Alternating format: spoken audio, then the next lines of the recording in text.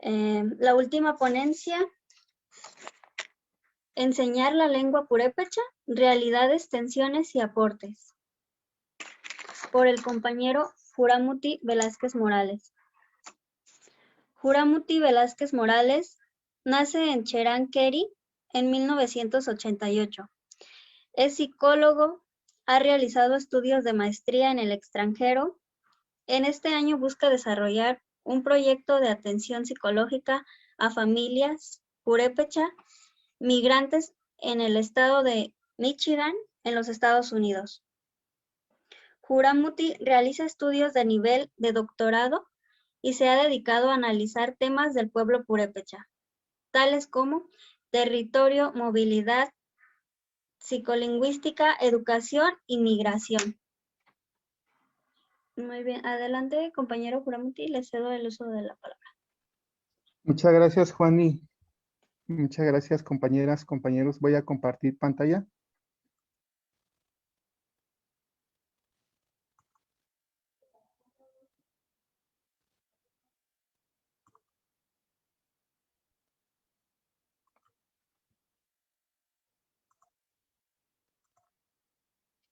¿Me pueden confirmar si ustedes lo ven? Listo, ya lo podemos ver. Perfecto, a ver.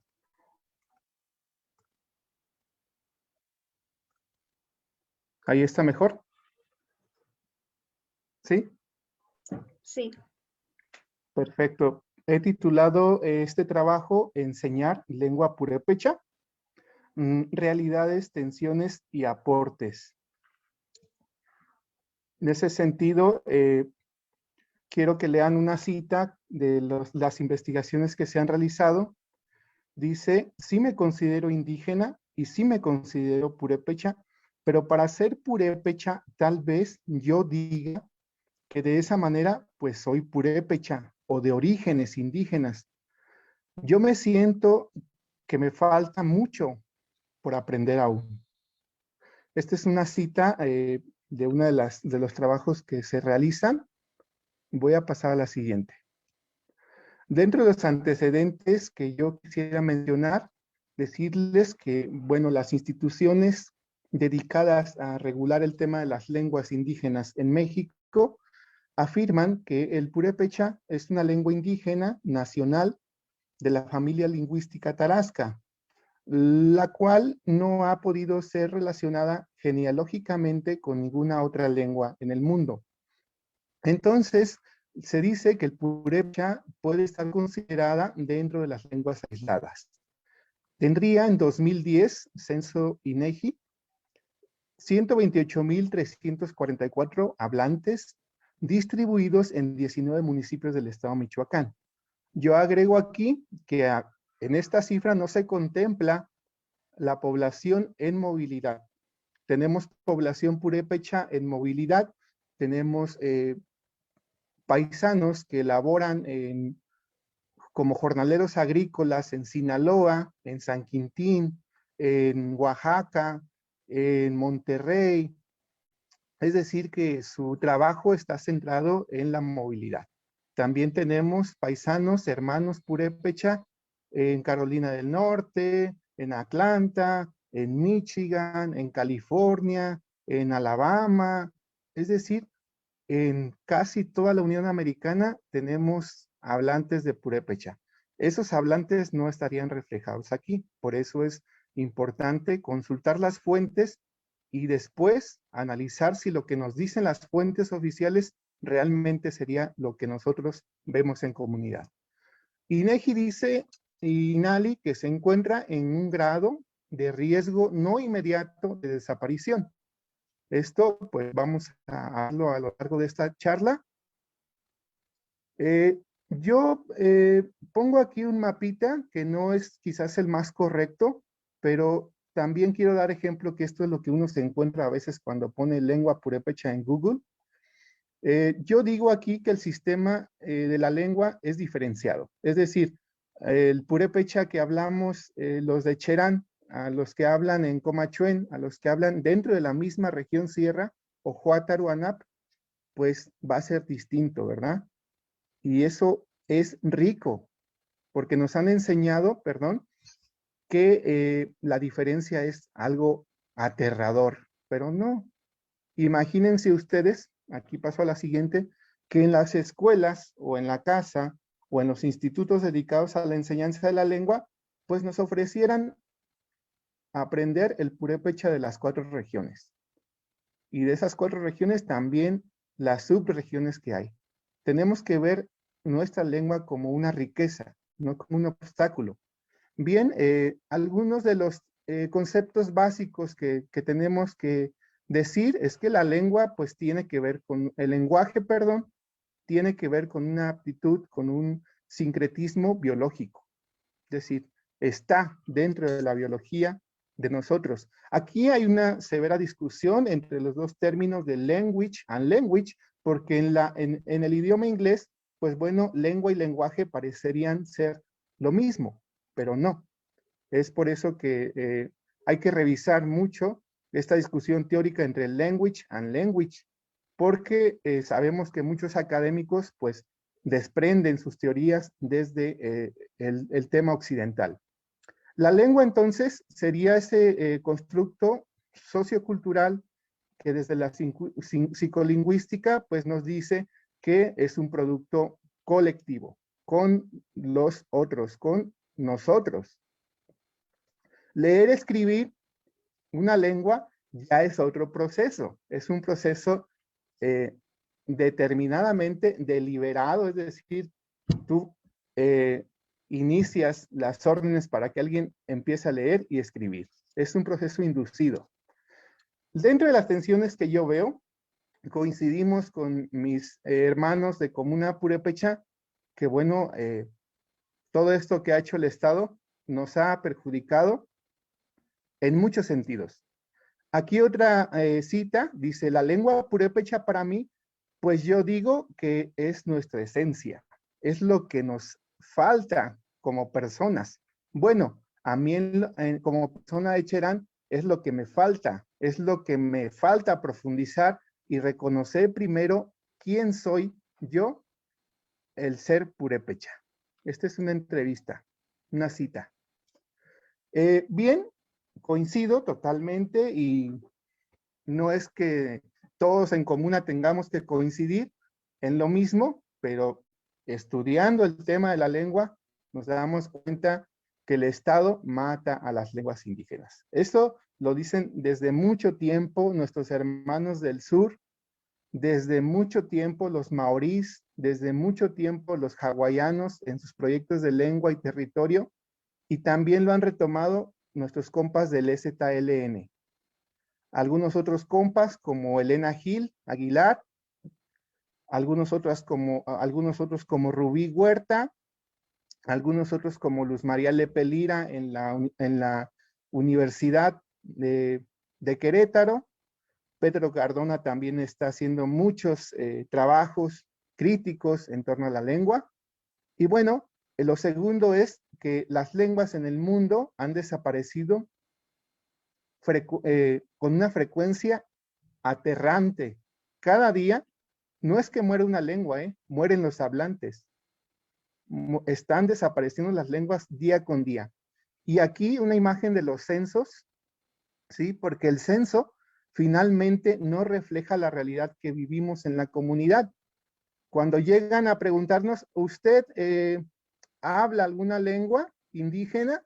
Si nosotros hemos pasado, y lo digo como psicólogo, por una situación donde nos han discriminado, obviamente que no vamos a contestar que en ningún momento tuvimos una relación ni familiar, ni de cariño, ni de desprecio con la lengua. ¿Lo vamos a omitir? No, solo español, ¿sí? Entonces aquí los censos están siendo cuestionados por los especialistas porque no están arrojando el tema de realmente los hablantes que tenemos en nuestra vía Yala, que es América Latina.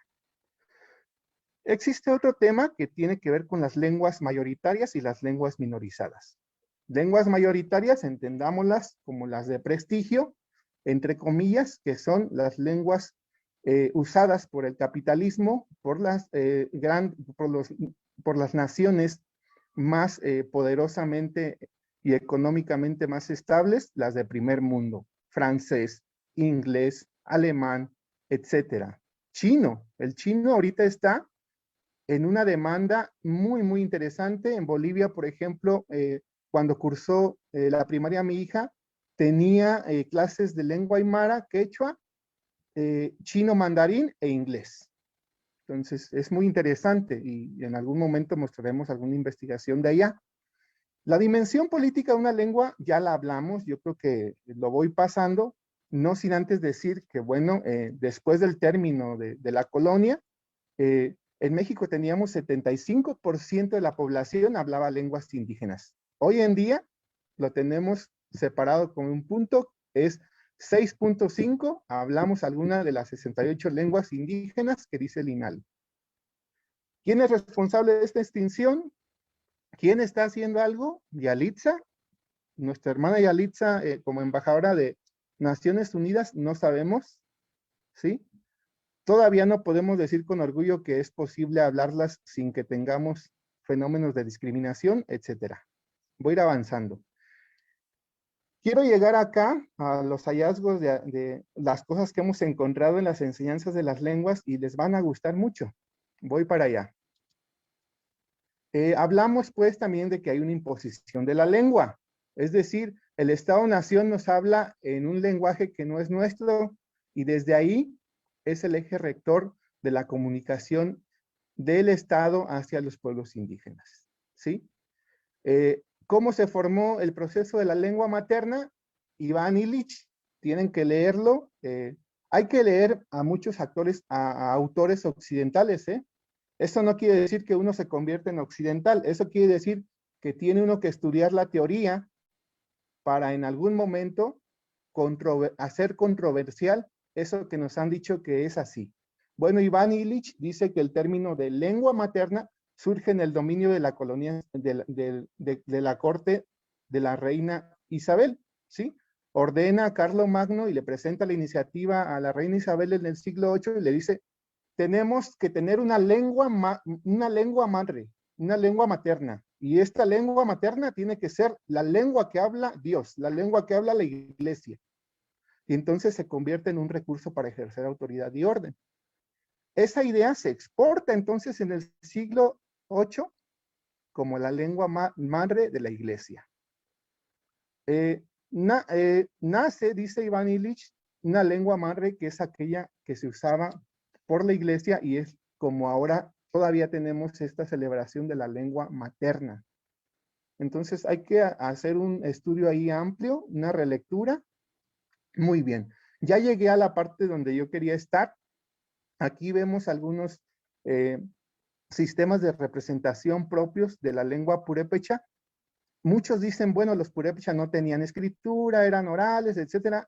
No se ha comprobado y lo que sí hemos encontrado son registros en petrograbados en muchas comunidades. Ustedes en sus comunidades purépechas saben que hemos encontrado tarés, hemos encontrado rocas, metates, etcétera, y todas tienen un lenguaje, tienen una lengua escrita. Son estas pequeñas figuras. No podemos decir escritura porque no lo hemos estudiado. Nos hemos quedado nada más con la escritura española, ¿sí? Entonces aquí yo encuentro que estamos motivados algunos o algunas por las investigaciones que hemos realizado en aprender una lengua. Pero ¿cómo nos las están enseñando? ¿Sí? En primer lugar, vamos a hablar de que están haciendo una separación entre lenguas vernáculas y lenguas escritas. Estamos, como segundo punto, hablar en base a una gramática de poder, ¿sí? Ahorita se los voy a explicar. En tercer punto, vemos que lo están haciendo de manera coercitiva. En cuarto, en ocasiones, como se trata de una lengua muerta, ¿sí? Nos hacen pensar que nuestra lengua purépecha es una lengua muerta, ¿no? Pero no lo dicen, sino desde los estudios de psicología observamos en algunas aulas cómo se enseña la lengua. A través del proceso de escolarización. Una lengua tiene muchas formas de poder transmitirse. 6. Como una lengua extranjera, ¿sí? ¿Por qué como lengua extranjera? Ahorita se los voy a explicar. También algunas cuestiones en las que ya hemos hecho más hincapié, donde se le dice al profesor, usted sufre de exceso de gramática, ¿sí? La siguiente, usted sufre o padece de escrituralismo. Usted sufre o padece de memorizar estas frases. Usted debe memorizarme cuáles son los colores en purépecha, cuáles son los números en purépecha. Así estamos enseñando la lengua. 10. Y último, usted no debe ser como sus papás, ¿sí? En la escuela, ¿cuántas veces no hemos escuchado eso de, ¿a poco quieres ser como tu papá? ¿Quieres ser un campesino? ¿O quieres irte a la ciudad y tener un auto de primer modelo? ¿O quieres irte al norte? No, no, no, no tienes que ser burro como tus papás. Ok, ahí la psicología entra y aquí tenemos una tabla de una de las investigaciones que se realizan y vemos que en el minuto 7.25 estamos observando un curso de lengua. Dice, la maestra dice, F es facilitadora, dice, tenemos estas vocales que son A, E, I. Estas vocales tienen 3 funciones en la lengua purépecha. Una de estas funciones es la que tienen en el español. ¿Qué es? Pues es vocal. La segunda me sirve como sílaba y la tercera me sirve como función. Su función sería una conjugación de verbos. Si yo le digo a Iván, le estoy diciendo, si yo le digo a Iván, toma, viene el verbo tomar y entonces me estoy haciendo acompañar de la mímica y él me entendió perfecto, ¿no? Y eso quiere decir la vocal. El participante 1 dice, pero se pueden usar indistintamente o una por cada verbo. Y la profesora dice, no, solo pueden estar con estos verbos. Aquí ya estaríamos tomando los imperativos. Una pregunta, a ver, ¿qué son los imperativos? Son los que dan órdenes y que tendrían esta función de estas 3 vocales. El participante 2 dice, son de orden. Ajá. Y así continúa, ¿sí? Después la facilitadora dice, a ver, entonces, regresando un poquito con los pronombres, vamos a ver a la primera, vamos a ver la primera, la facilitadora señala un papelógrafo pegado en la pared. Todos los participantes repiten las palabras conforme la facilitadora va enseñando con su mano. Ari, Ime, Ari, Aricha. Los que hablan purépecha me entienden, ¿eh? Los que no, esos son pronombres. Muy bien. Tenemos otro ejemplo de cómo nos están analizando y cómo hemos llegado a estas conclusiones que no son de la manga, ¿no? Aquí vemos una imagen, vemos que todos los alumnos pues se paran, toman la foto. Antes pues anotamos en la libreta, ahora es con una foto y ya, después lo pasamos a los apuntes. La facilitadora dice que es con doble A. Ahí está. Revisa el libro. Huchari, nuestro. El participante número 2 dice, ¿nuestro? La facilitadora dice, Imecha, Amecha, Ameche o Ameche. Y el participante número 8 dice, ¿perdón? ¿Cómo? Otra vez, repite. Debe de ser así, le dice la maestra. Imecha, Amecha, Amecha o Ameche. A ver si gustan acercarse más para que escuchen bien, ¿sí? Aquí en la primera donde yo les enseñé, estamos observando que nuestra lengua purépecha se está enseñando desde una estructura dominante. Eso es lo que yo les dije hace un momento. Todo tiene que ver aquí con la cuestión del español, ¿sí? ¿Dónde están la riqueza, todo esto que hemos dicho y hemos gritado en las academias de lengua, que nuestra lengua es única, especial, bonita, amorosa, es un tesoro nuestra lengua? ¿Dónde está todo esto? Todo lo suprime el español, ¿sí? Todo tiene que pasar por el gramaticalismo de la lengua dominante, ¿sí? Aquí lo puse, ¿sí? Por eso les decía a los profesores, usted sufre de exceso de gramática, ¿sí? Otro ejemplo, de alguna manera Bueno, aquí me faltó comentarlo, lo voy a hacer rápido. En esta categoría nosotros analizamos cómo la enseñanza de la lengua se basa en una cuestión coercitiva. Yo acá lo puse de manera coercitiva, ¿sí? Tenemos todos que escuchar lo mismo, tenemos todos que decirlo y pronunciarlo bien. Por eso felicito a Tata Antonio, que le encargué mucho que nos hiciera estas bienvenidas en Purépecha. Y también lo que dijo, que escribamos y hablemos y usemos nuestra lengua en las redes, en la casa, en las conferencias, como nosotros queramos. Esto no quiere decir que yo diga, bueno, vamos a hacer un desbarajuste en todo lo que se ha avanzado en materia de ordenar, sistematizar la lengua. Pero estando como estamos, en un tiempo donde las lenguas también tienen una pandemia grave, pues las lenguas están desapareciendo. Y no podemos darnos el lujo de estar diciendo, no, no, no. Así como tú hablaste, Juramuti, no debes de hablar. Tienes que decir y mecha, ¿sí? Y tienes que escribirlo así, no sin la A.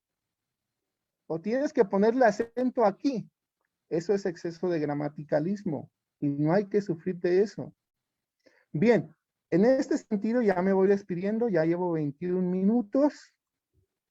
En la figura que vemos, yo observaba lo que comentaba compañero Pavel.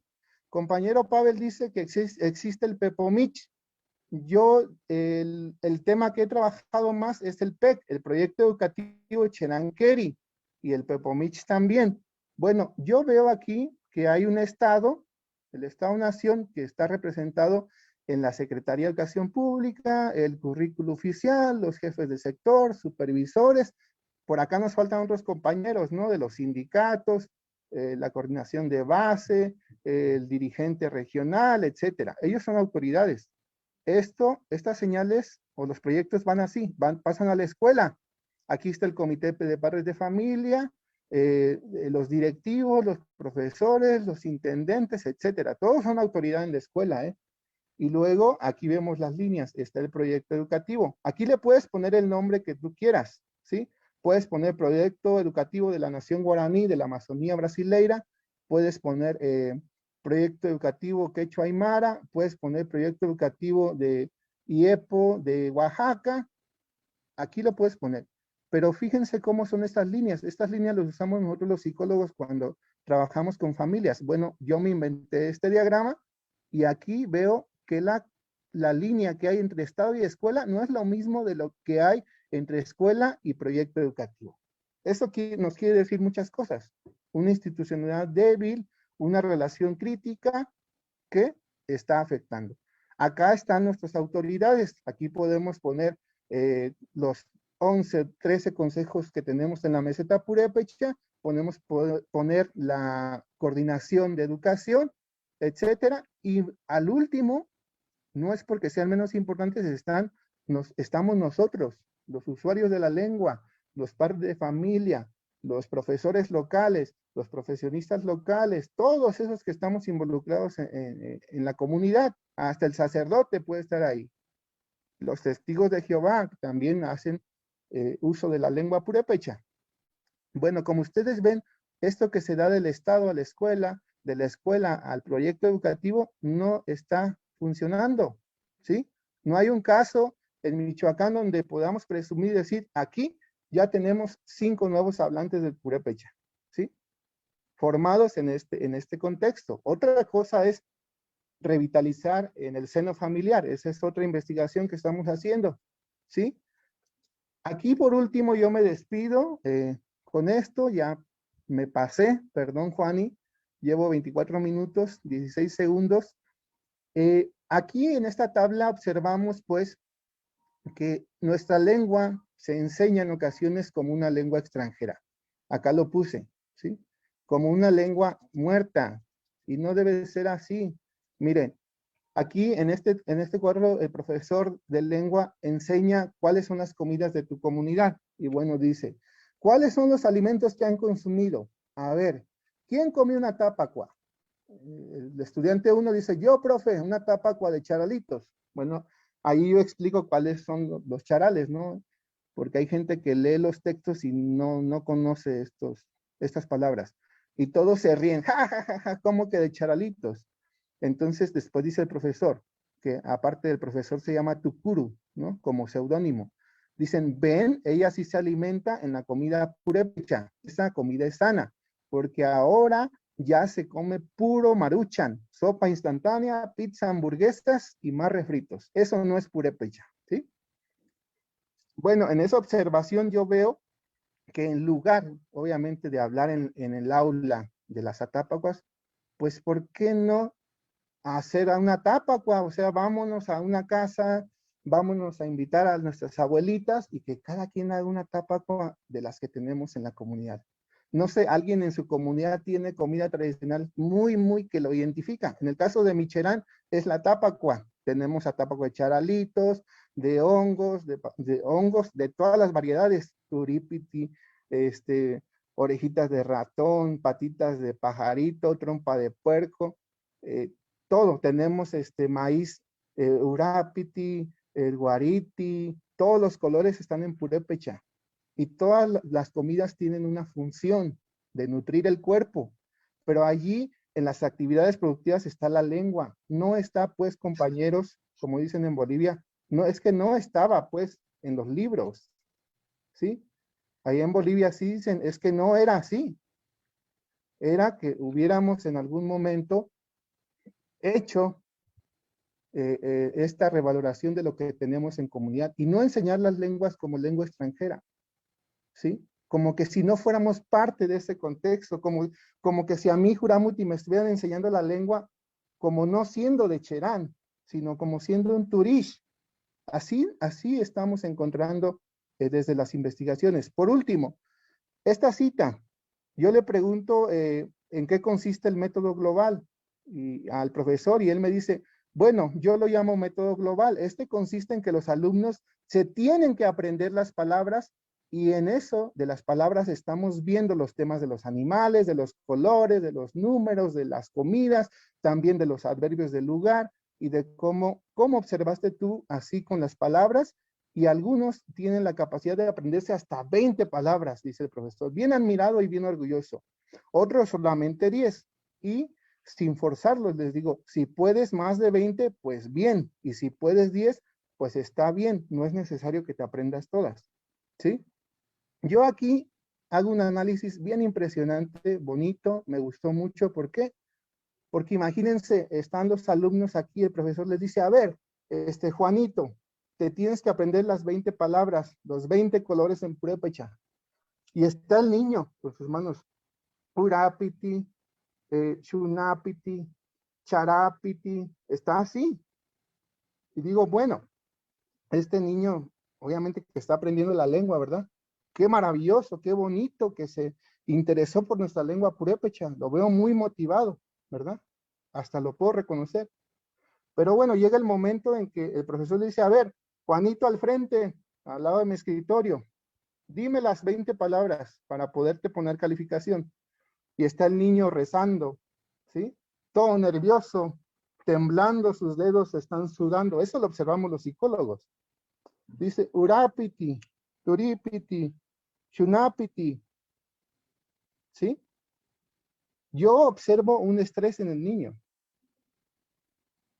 Observo un exceso de memorización, ¿sí? Y finalmente, ustedes creen, y con eso los dejo, que esta forma de enseñar la lengua motive a un niño purépecha a aprender su propia lengua. Obviamente que no solamente es Juanito, también está María Elena, también está otro que se llama Juramut, también está Inkingari, también está María Luisa, son los nombres de los niños con los que trabajo. Y todos ellos ejercen un estrés, una ansiedad, sus manos están sudando, porque si no sacan al menos 10 palabras o 20 palabras aprendidas, la clase o su calificación no va a ser pues la que ellos esperan. Entonces, este es un ejemplo, amigas y amigos, con gusto en algún momento yo les puedo pasar más trabajos de los que estamos haciendo. Y bueno, decirles, ¿no? Que entre los aportes que tenemos como lengua, pues tenemos una lengua y un pueblo ampliamente estudiado, investigado, documentado, ordenado, etcétera, y todo lo que termine en dado. Tenemos multiplicidad de manuales de la enseñanza de la lengua purépecha, tenemos infinidades de compañeros que están consolidando academias de la lengua, que están haciendo libros para la enseñanza, etcétera, unos que hacen libros para aprender inglés, purépecha y español, ¿sí? Unos que hacen TICs, aplicaciones para celular, etcétera. Hay un apoyo desmedido del Estado, ¿sí? Hay un error, no es despedido, es desmedido. Siempre está el INALI, está el INPI, etcétera, etcétera, etcétera. Y bueno, tenemos también, y eso me da más gusto, tener proyectos desde abajo. Pepomich, PEC, algún otro proyecto que estén trabajando en su comunidad, háganoslo saber, los podemos apoyar, podemos guiar por ahí los proyectos. Esto es interesante, estos aportes que tenemos, pero preguntémonos cómo está siendo esta conexión realmente con los hablantes.